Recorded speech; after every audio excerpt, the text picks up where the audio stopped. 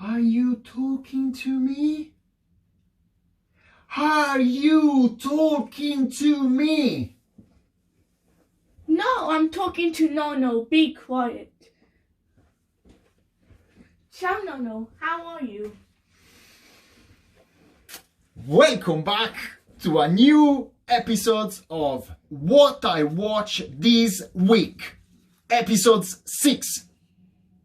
In the meantime, don't forget to subscribe to this channel to make the content even better. So just now, relax and enjoy the next 6 review of films that I watched this week. Let's start with the first one. The first film that I watched this week, it's called Malcolm and Marie, a drama romantic 2021 film with John David Washington and Zendaya. A black and white movie which could easily be filmed in the theater. With intense close-ups, everything takes place over a long, intense night that flows slowly like the alcohol that the two protagonists sip between a fight, moments of reflection, fragility, and situation of anger. A very direct film that counts on the great interpretation of only 2 actors. A film that realizes the complexity of being a filmmaker. With tight dialogue. The 2 protagonists seem to be rivers in a flood that let go of their thoughts without inhibitions. There is also time for cinematic references to Spike Lee, John Singleton, and other pillars of cinema. A film of which I also appreciated the care of photography and clothing of both the 2 main actors. Even if it seems to have been somewhat destroyed by critics and audience, I really like this movie. It represents exactly the type of cinema I like, full of interesting content and ideas. My score for this film, 7.5. No, 8. That's it. I really like it. Available on Netflix. And now let's move to the second film that I watched this week. It's called Light of My Life, a 2019 drama film directed by and starring Casey Affleck. What would a father be willing to do to save a daughter? All the more so during an apocalyptic catastrophe. A film with long monologues as the days go by in an uncertain future, where the love between a father and a daughter seems to be the only thing unchanged. Beautiful snowy landscapes in remote and deserted places. A film that seems to trace the mysterious personality of the younger Affleck brother. As the daughter tells her father, "Don't worry, Dad, it's only a love adventure." My score for this film, 6.5. Available on Amazon Prime, at least here in the UK. And now let's move to the third film that I watched this week, called Greenland, a 2020 action disaster film with Gerard Butler. What can I say about it? Like my son said, the beginning was decent, but the rest was rubbish. So as we know, children never lie. A film written with your feet, with really embarrassing and meaningless moments. Situations that occur so randomly almost improvised. A flat film for 2 hours that didn't cause me any reaction. It has been a long time since I've seen a film so ineffective with few and even confused ideas. If you don't want to waste time, maybe go to Greenland after the lockdown, but stay away from this movie. My score? It's better if I don't say it, because I might get banned. Available on Amazon Prime, at least here in the UK and probably in Greenland.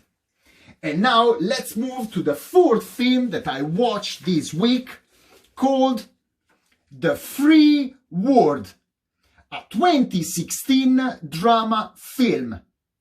A dark, intense story with short and sometimes difficult to understand dialogue, such as the personality of the 2 protagonists played by Boyd Holbrook and Elizabeth Moss, an actress who once again proves to be perfect in increasingly extreme roles.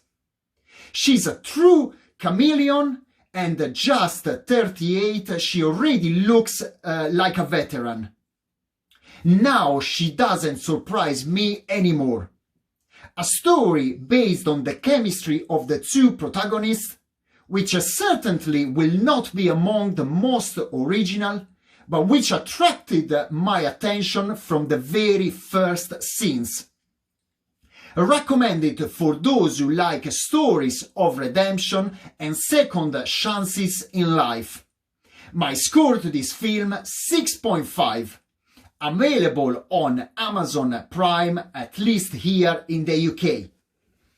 And now let's move to the 5th film that I watched this week, called Jungleland, a 2019 drama film with Charlie Hunnam, already famous for his main role in the TV series Sons of Anarchy, Jack O'Connell, another English actor appreciated in particular in the film Unbroken, directed by Angelina Jolie, and last but not least, Jessica Barden, already seen in the TV series The End of the F Word.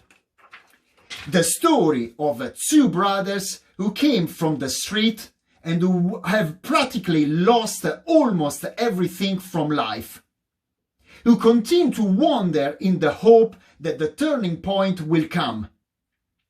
A strange on-the-road movie, an imperfect product, where, however, the interpretation of the 3 main characters leave their mark. It won't be an unforgettable movie, but during the whole 90 minutes, a lot of things happen that still show some interesting ideas. With the last scenes of the film shot in San Francisco, and every time I see the Golden Gate Bridge, I feel good. My score to this film, 6.5, available on Amazon. And now, last but not least, the 6th film that I watched this week, it's called Cop Car, a 2015 thriller crime film directed by John Watts, the same one of the latest 3 Spider-Man movies. A film starring 2 10-year-olds who, as they say, are in the wrong place at the wrong time in the wrong place. A film on the road made up of chases, scenes a bit without logic, but with Kevin Bacon, who as usual is good at both the good and the bad. Certainly not a masterpiece, but a film of just 88 minutes suitable for any day of the week. With nice photography and shot in those usual American places lost in the middle of nowhere. My score to this film, 6.5. Available on Amazon Prime, at least here in the UK.